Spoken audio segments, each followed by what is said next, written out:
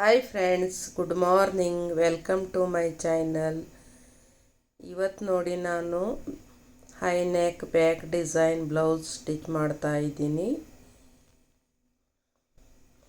ನೋಡಿ, ಈ ಥರ ಪೇಪರ್ ಕ್ಯಾನ್ವಾಸನ್ನು ಕಟ್ ಮಾಡಿಕೊಂಡು ಈ ರೀತಿ ಇಟ್ಕೊಂಡು ನಾವು ಡಿಸೈನನ್ನು ಮಾಡ್ಕೋಬೇಕು. ತುಂಬ ಈಸಿಯಾಗಿ ಬರುತ್ತೆ. ಇದು ನಾನು ಜಾಸ್ತಿ ಏನು ಹೊಲಿದಿಲ್ಲ, ಈಗೀಗ ಸ್ಟಿಚ್ ಮಾಡ್ತಾ ಇದ್ದೀನಿ. ಮೊದಲೆಲ್ಲ ಸಾದಾ ಬ್ಲೌಸ್ ಅಷ್ಟೇ ಸ್ಟಿಚ್ ಮಾಡ್ತಾ ಇದ್ದೆ.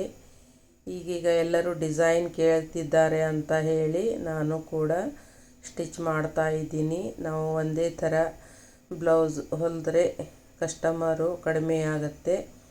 ಹೀಗಾಗಿ ನಾನು ಈಗ ಒಂದೊಂದಾಗಿ ಡಿಸೈನನ್ನು ಕಲಿತು ಸ್ಟಿಚ್ ಮಾಡ್ತಾ ಇದ್ದೀನಿ. ನೋಡಿ, ಈ ರೀತಿ ಕ್ಯಾನ್ವಾಸನ್ನು ಕಟ್ ಮಾಡಿ ಲೈನಿಂಗ್ ಮೇಲೆ ಇಟ್ಕೊಂಡು ಕೆಳಗಡೆ ಮೇನ್ ಫ್ಯಾಬ್ರಿಕನ್ನು ಇಟ್ಕೊಂಡು ಸ್ಟಿಚ್ ಮಾಡಿ ಆಮೇಲೆ ಇದನ್ನು ತಿರುಗಿಸ್ಬೇಕು.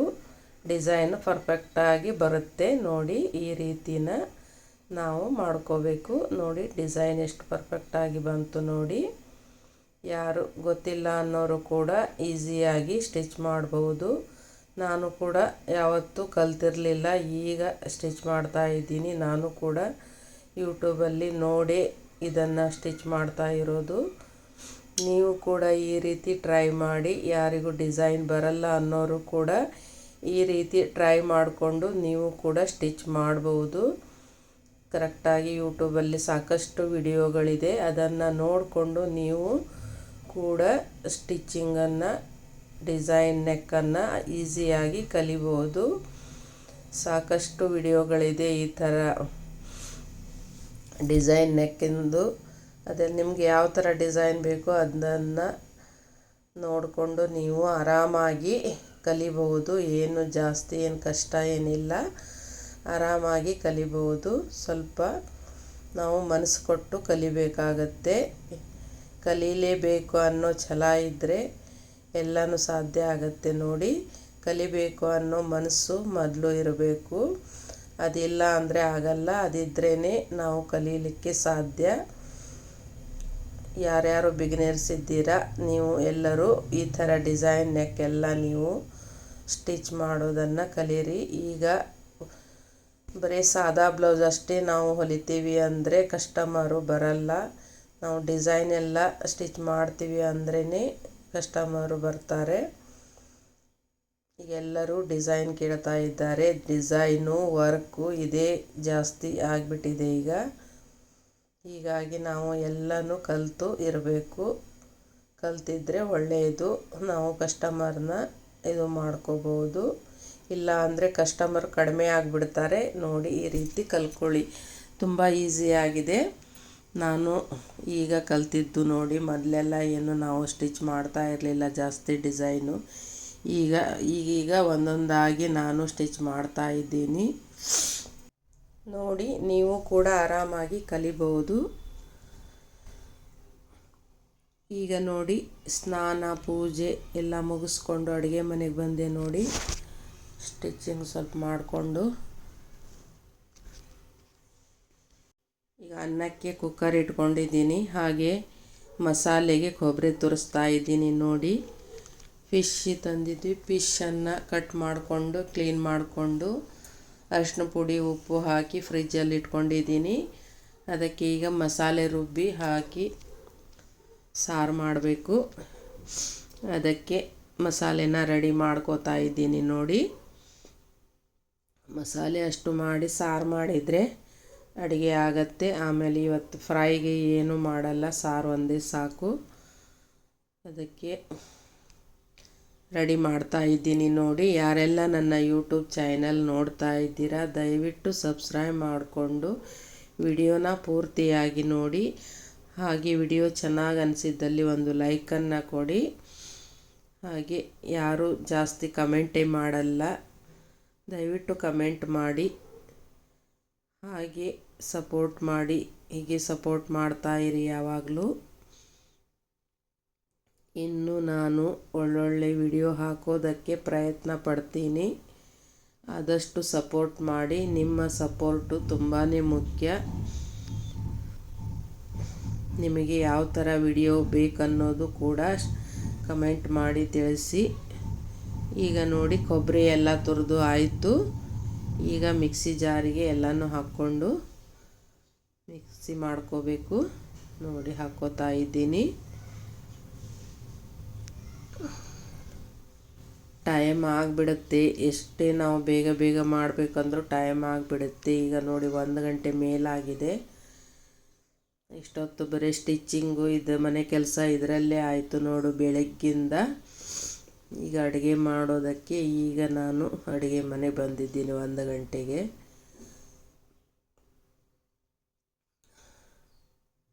ಒಂದೊಂದ್ಸಲ ಬಟ್ಟೆ ಅರ್ಜೆಂಟ್ ಇದ್ದಾಗ ಈ ಥರ ಎಲ್ಲ ಆಗುತ್ತೆ. ಅಡುಗೆ ಒಂದು ಸ್ವಲ್ಪ ಲೇಟ್ ಆದರೂ ಪರವಾಗಿಲ್ಲ, ಸ್ಟಿಚ್ಚಿಂಗನ್ನು ನಾವು ಕರೆಕ್ಟ್ ಟೈಮಿಗೆ ಅವರಿಗೆ ಕೊಟ್ಟರೆ ನಮ್ಮ ಕಸ್ಟಮರು ಖುಷಿ ಆಗ್ತಾರೆ. ನೋಡಿ ಕರೆಕ್ಟ್ ಟೈಮಿಗೆ ಕೊಡ್ತಾರೆ ಅವರು. ಎಷ್ಟೇ ಇದು ಲೇಟ್ ಆದರೂ ಕೊಡ್ತಾರೆ, ನಮ್ಮ ಟೈಮಿಗೆ ಕೊಡ್ತಾರೆ ಅಂತ ಅವರು ಖುಷಿ ಆಗ್ತಾರೆ. ಹೀಗಾಗಿ ನಾನು ಕಸ್ಟಮರ್ನ ಯಾವತ್ತೂ ಕಾಯಿಸೋದಿಲ್ಲ. ಅವರು ಹೇಳಿದ ಟೈಮಿಗೆ ಕೊಡ್ತೀನಿ. ನನಗೆ ಎಷ್ಟೇ ಕಷ್ಟ ಆದರೂ ಸ್ಟಿಚ್ ಮಾಡಿ ಕೊಡ್ತೀನಿ. ಹೀಗಾಗಿ ಜಾಸ್ತಿ ನನಗೆ ಹತ್ತಿರ ಬರೋರು ಕಸ್ಟಮರು ಟೈಮಿಗೆ ಕೊಡ್ತಾರಂತಾನೆ ಜಾಸ್ತಿ ಬರ್ತಾರೆ.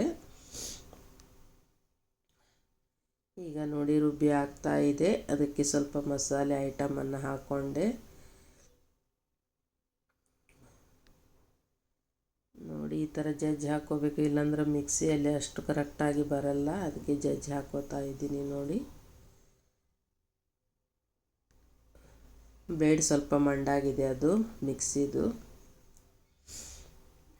ಈಗ ನೋಡಿ ಫಿಶ್ ನೋಡಿ ಫ್ರಿಜ್ಜಲ್ಲಿ ಇಟ್ಕೊಂಡಿದ್ದೆ. ಉಪ್ಪು ಮತ್ತು ಲಿಂಬೆ ರಸ ಆಮೇಲೆ ಅರಿಶಿನ ಪುಡಿ ಎಲ್ಲ ಹಾಕಿ ಇಟ್ಟಿದ್ದೆ ನಾನು, ಚೆನ್ನಾಗಿ ಮಿಕ್ಸ್ ಆಗಲಿ ಅಂತ ಹೇಳಿ. ಫ್ರಿಜ್ಜಲ್ಲಿಟ್ಟರೆ ಚೆನ್ನಾಗಿ ಮಿಕ್ಸ್ ಆಗುತ್ತೆ ಬೇಗ.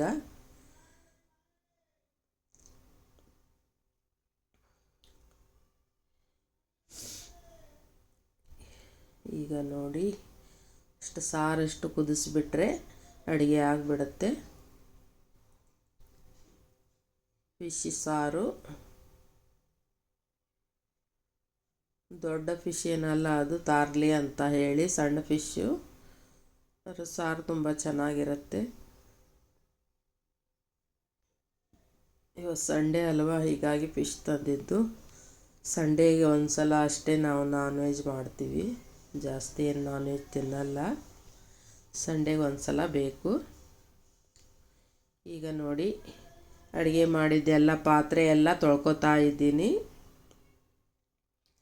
ಹೀಗೆ ಆವಾಗಿಂದ ಆವಾಗ ಎಲ್ಲ ಕ್ಲೀನ್ ಮಾಡ್ಕೊಂಡ್ಬಿಟ್ರೆ ಅಡುಗೆ ಮನೆ ಕ್ಲೀನಾಗಿರುತ್ತೆ, ನೋಡೋದಕ್ಕೂ ಚೆನ್ನಾಗಿರುತ್ತೆ. ನಮಗೂ ಒಂಥರ ಮನಸ್ಸಿಗೆ ಸಮಾಧಾನ. ನೋಡಿ ಈ ಥರ ಎಲ್ಲ ನೀಟಾಗಿ ಕೆಲಸ ಮಾಡಿಕೊಂಡ್ರೆ ಒಳ್ಳೆಯದು. ಯಾವಾಗಲೂ ಹೆಣ್ಣುಮಕ್ಕಳು ಮನೆಯನ್ನು ತುಂಬ ಕ್ಲೀನಾಗಿ ಇಟ್ಕೋಬೇಕು. ಅಲ್ಲಲ್ಲಿ ಗಲೀಜು, ಅಲ್ಲಲ್ಲಿ ಎಲ್ಲ ಹರಿವಿ ಹಾಕೋದು, ಮನೆ ತುಂಬ ಸಾಮಾನೆಲ್ಲ ಆ ಥರ ಎಲ್ಲ ಮಾಡಬಾರ್ದು. ಎಲ್ಲೆಲ್ಲಿ ಯಾವ ಸಾಮಾನು ನಾವು ವಸ್ತುಗಳನ್ನು ಇಡಬೇಕು ಅಲ್ಲಲ್ಲಿ ಆ ವಸ್ತುಗಳನ್ನು ಚೆನ್ನಾಗಿ ನೀಟಾಗಿ ಇಟ್ಕೊಂಡ್ಬಿಡಬೇಕು. ಅಂದರೆ ಮನೆಯೂ ಲಕ್ಷಣ ಕಾಣುತ್ತೆ, ನೋಡೋರಿಗೂ ಚೆನ್ನಾಗಿ ಕಾಣುತ್ತೆ, ನಮಗೂ ಒಂಥರ ಖುಷಿ ಆಗುತ್ತೆ. ಹಾಗೆ ಇರೋದ್ರಿಂದ ಮನೆ ಚೆನ್ನಾಗಿದ್ರೇ ನಮಗೆ ಖುಷಿ. ನಾವು ಜಾಸ್ತಿ ಹೊತ್ತು ಕಳೆಯೋದೇ ಮನೆಯಲ್ಲಿ. ಮನೆ ನೀಟಾಗಿದ್ದರೆ ನಮಗೂ ಒಂಥರ ಮನಸ್ಸಿಗೆ ಒಂಥರ ಖುಷಿ.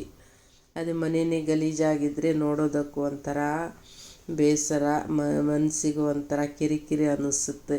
ಮನೆ ನೀಟಾಗಿಲ್ಲ ಅಂದರೆ. ಮನೆ ಯಾವಾಗಲೂ ನೀಟಾಗಿರಬೇಕು, ನೋಡೋದಕ್ಕೆ ಅಷ್ಟು ಖುಷಿಯಾಗಿರಬೇಕು. ಆ ಥರ ನಾವು ಮನೇನ ಇಟ್ಕೋಬೇಕು. ಚೆನ್ನಾಗಿ ಅಲಂಕಾರ ಎಲ್ಲ ಮಾಡಿಕೊಂಡು ಚೆನ್ನಾಗಿ ಇಟ್ಕೋಬೇಕು. ಆದರೆ ನನಗೆ ಅದೆಲ್ಲ ಮಾಡೋಕ್ಕೆ ಸಮಯನೇ ಸಿಗ್ತಾ ಇಲ್ಲ. ಈ ಸ್ಟಿಚ್ಚಿಂಗಿಂದ ಏನು ಜಾಸ್ತಿ ಮನೆ ಬಗ್ಗೆ ಕಾಳಜಿ ತೊಗೊಳ್ಳಿಕ್ಕೆ ಆಗ್ತಾ ಇಲ್ಲ. ನನಗೆ ಸಾಧ್ಯ ಆದಷ್ಟು ನಾನು ನೀಟಾಗಿ ಇಟ್ಕೋತೀನಿ. ಈಗ ನೋಡಿ ಸಾರು ಕುದೀತಾ ಇದೆ. ನೋಡಿ ಈ ಥರ ನೋಡಿ ಫಿಶ್ ನೋಡಿ ಸಾರು ಆಯಿತು ನೋಡಿ.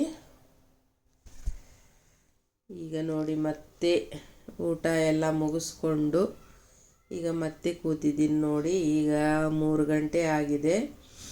ಮತ್ತೆ ಈಗ ಕೂತಿದ್ದೀನಿ. ಅರ್ಜೆಂಟ್ ಇದೆ ಕೊಡಬೇಕು ಅಂತ ಬ್ಲೌಸು, ಮತ್ತು ಸ್ಟಿಚ್ ಮಾಡೋದಕ್ಕೆ ಕೂತ್ಕೊಂಡಿದ್ದೀನಿ. ಆಮೇಲೆ ಸಂಜೆ ಆದರೆ ಏನಾಗುತ್ತೆ ಅಂದರೆ ಮಳೆ ಸ್ಟಾರ್ಟ್ ಆಗಿಬಿಡುತ್ತೆ. ಗುಡುಗು ಮಿಂಚು ಸಿಡ್ಲು ಈ ಥರ ಎಲ್ಲ ಶುರು ಆಗಿ ಎಲ್ಲ ಕರೆಂಟ್ ತೆಗೆದು ಬಿಡ್ತಾರೆ. ಆಮೇಲೆ ಸ್ಟಿಚಿಂಗ್ ಮಾಡೋದಕ್ಕೆ ಆಗೋದಿಲ್ಲ. ಹೀಗಾಗಿ ಬೇಗ ಕೂತಿದ್ದೀನಿ, ಆದಷ್ಟು ಆಗಲಿ ಅಂತ ಹೇಳಿ. ಇದಿಷ್ಟು ಮುಗಿಸ್ಕೊಂಡು ಬಿಟ್ಟರೆ ಅವ್ರಿಗೆ ಬಂದಾಗ ಕೊಡೋದಕ್ಕೆ ಚೆನ್ನಾಗಿರುತ್ತೆ. ಇಲ್ಲ ಅಂದರೆ ಆಗಿಲ್ಲ ಅಂದರೆ ಕಸ್ಟಮರ್ ಬೇಜಾರಾಗಿಬಿಡ್ತಾರೆ. ಅದಕ್ಕೆ ನೋಡಿ ಅವರು ಟೈಮಿಗೆ ಕೊಡಬೇಕಂತ ಹೇಳಿ ಬೇಗ ಕೂತು ಸ್ಟಿಚ್ ಮಾಡ್ತಾ ಇದ್ದೀನಿ. ಆಮೇಲೆ ಹೆಮ್ಮಿಂಗ್ ಎಲ್ಲ ಮಾಡ್ಕೋಬೇಕು ಸ್ಟಿಚ್ ಮಾಡಿಕೊಂಡು.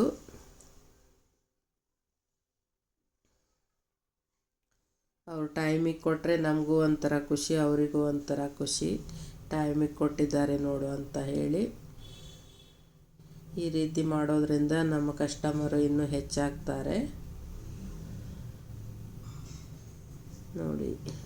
ಈ ರೀತಿ ಪೈಪಿಂಗ್ ಈ ರೀತಿ ಕಟ್ ಮಾಡ್ಕೋಬೇಕು. ಬಿಗ್ನರ್ಸ್ ಆಗಿದ್ದರೆ ನೋಡಿ ಕಲ್ತ್ಕೊಳ್ಳಿ, ಯಾವ ರೀತಿ ಪೈಪಿಂಗನ್ನು ಮಾಡಬೇಕು ಅಂತ ತಿಳ್ಕೊಳ್ಳಿ. ಬೇಕಂದರೆ ನಿಮಗೆ ವಿಡಿಯೋ ಬೇಕಂದರೆ ಇದ್ರ ಬಗ್ಗೆ ಸಪ್ರೇಟಾಗಿ ವಿವರವಾಗಿ ತಿಳಿಸ್ಕೊಡ್ತೀನಿ ನಾನು. ಬೇಕಂದರೆ ಕಮೆಂಟ್ ಮಾಡಿ.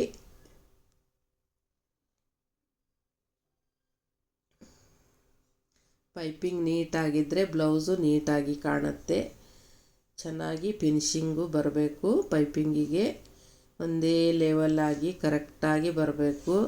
ಒಂದು ಕಡೆ ದಪ್ಪ ಒಂದು ಕಡೆ ಸಣ್ಣ ಆ ಥರ ಪೈಪಿಂಗನ್ನು ಮಾಡಬಾರ್ದು. ಚೆನ್ನಾಗಿ ಬರಲ್ಲ, ನೋಡೋದಕ್ಕೆ ಚೆನ್ನಾಗಿ ಕಾಣಲ್ಲ, ಬ್ಲೌಸ್ ಕೆಟ್ಟು ಹೋಗಿಬಿಡುತ್ತೆ. ಆ ರೀತಿ ಮಾಡಿದರೆ ಒಂದೇ ಲೆವೆಲಾಗಿ ಪೈಪಿಂಗ್ ಬರಬೇಕು ಯಾವಾಗಲೂ. ಮತ್ತು ಕೆಳಗಡೆಯಿಂದ ಬಟ್ಟೆ ಒಂದು ಕಡೆ ಜಾಸ್ತಿ ಒಂದು ಕಡೆ ಇದು ಆ ರೀತಿ ಸ್ಟಿಚ್ ಹಾಕೋಬಾರ್ದು. ನಮ್ಮ ಸ್ಟಿಚ್ಚು ಕೂಡ ಒಂದೇ ಲೆವೆಲಾಗಿ ಬರಬೇಕು, ಒಂದೇ ಥರ ಬರಬೇಕು. ಪೈಪಿಂಗನ್ನು ನೀಟಾಗಿ ಕಾಣೋ ಥರ ನಾವು ಸ್ಟಿಚ್ ಮಾಡಬೇಕು. ಪೈಪಿಂಗ್ ತುಂಬಾ ಮುಖ್ಯ ಬ್ಲೌಸಿಗೆ. ಇದನ್ನು ಬಿಗಿನರ್ಸ್ ಆಗಿದ್ದರೆ ಒಂದು ಹಳೆ ಬಟ್ಟೆ ತಗೊಂಡು ಚೆನ್ನಾಗಿ ಪ್ರಾಕ್ಟೀಸ್ ಮಾಡ್ಕೊಳ್ಳಿ ನೀವು. ಒಂದು ಮನೆಯಲ್ಲಿ ವೇಸ್ಟ್ ಬ್ಲೌಸ್ ಪೀಸು ಇಲ್ಲ ಅಂದರೆ ಹಳೆ ಬಟ್ಟೆ ತೊಗೊಂಡ್ರೂ ಪರವಾಗಿಲ್ಲ. ನೀವು ಚೆನ್ನಾಗಿ ಪ್ರಾಕ್ಟೀಸ್ ಮಾಡೋದ್ರಿಂದ ನಿಮಗೆ ಇದು ನೀಟಾಗಿ ಬರುತ್ತೆ ಪೈಪಿಂಗು.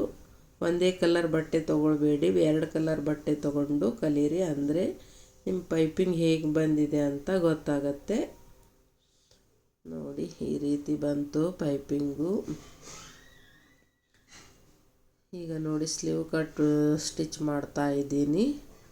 ಇದಿಷ್ಟು ಮಾಡಿಬಿಟ್ರೆ ಈ ಸ್ಟಿಚಿಂಗ್ ಮುಗಿಯುತ್ತೆ. ಆಮೇಲೆ ಹೆಮ್ಮಿಂಗು ಮತ್ತು ಪಿಕೋ ಫಾಲ್ ಹೆಮ್ಮಿಂಗು ಎಲ್ಲ ಮಾಡಬೇಕು. ಅದನ್ನೆಲ್ಲ ಮುಗಿಸ್ಕೋತೀನಿ. ಈ ವಿಡಿಯೋ ನಿಮಗೆ ಹೇಗೆ ಅನ್ನಿಸ್ತು ದಯವಿಟ್ಟು ಕಮೆಂಟ್ ಮಾಡಿ. ನಿಮ್ಮ ಕಮೆಂಟಿಗೋಸ್ಕರ ನಾನು ಕಾಯ್ತಾ ಇರ್ತೀನಿ. ದಯವಿಟ್ಟು ಎಲ್ಲರೂ ಕಮೆಂಟ್ ಮಾಡಿ. ನಮಗೂ ನಮ್ಮ ವಿಡಿಯೋ ಹೇಗಾಗಿದೆ ಅಂತ ಕ್ಯೂರಿಯಾಸಿಟಿ ಇರುತ್ತೆ. ದಯವಿಟ್ಟು ಎಲ್ಲರೂ ಕಮೆಂಟ್ ಮಾಡಿ.